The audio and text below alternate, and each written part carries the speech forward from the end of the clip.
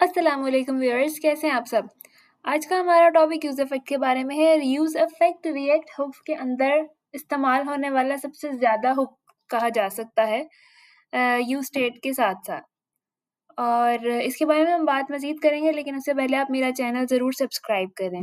तो बात करते हैं यूज़ इफ़ेक्ट क्या है? रिएक्ट का एक पावरफुल हुक है जो साइड इफ़ेक्ट्स हैंडल करता है। साइड इफ़ेक्ट्स का मतलब ये है कि वो काम जो डायरेक्टली रेंडरिंग से रिलेटेड नहीं होते।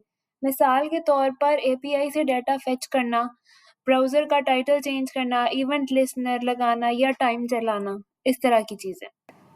ओके, तो फिर सबसे पहले हम इसको अपने कंपोनेंट में इम्पोर्ट करेंगे। जैसे कि हम यूज़ स्टेट को करते थे, वैसे यूज़ इफ़ेक्ट को भी हम करेंगे। आफ्टर इम्पोर्टिंग इसके बाद हम देखते हैं इसका सिंटैक्स। इसका सिंटैक्स में क्या चीज़ें आती हैं?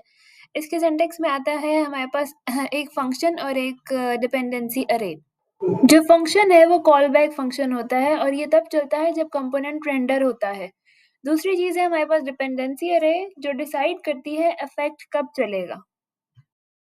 डिपेंडेंसी अरे के बारे में जो सबसे ज़्यादा इम्पोर्टेंट चीज़ है और अक्सर इंटरव्यूज़ में भी पूछी जाती है, वो ये है कि अगर हम डिपेंडेंसी अरे को कोड में नहीं डालेंगे तो क्या होगा? मतलब तब ये होगा कि इफ़ेक्ट जो है ना, वो हर रेंडर के बाद चलेगा और अगर हम डिपेंडेंसी अरे को शामिल करके उसे एम्प्टी रखते हैं, तो सिर्फ़ एक दफ़ा इफ़ेक्ट चलेगा और अगर हम उसके अंदर कोई वैल्यू पुट कर देते हैं, लेट्स सपोज़ हमने काउंट की वैल्यू लिख दी है, तो जब काउंट चलेगा तब जो है ना ये इफ़ेक्ट चलता रहेगा।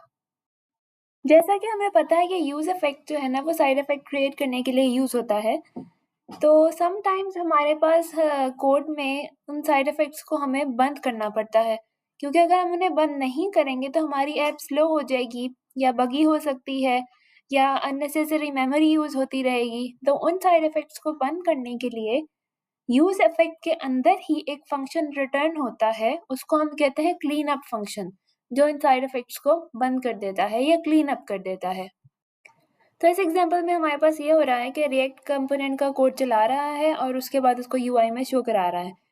लेकिन आफ्टर रेंडरिंग रिएक्ट चेक करता है यूज़ इफ़ेक्ट को, क्योंकि हमने उसकी डिपेंडेंसी अरे में काउंट लिखा हुआ है जो कि वेरिएबल है। तो जब भी यूज़ इफ़ेक्ट रन करेगा आफ्टर फर्स्ट रेंडर हर टाइम पे काउंट चेंज होगा। तो हम अपने कंसोल लॉग में उसको आसानी के साथ देख सकते हैं।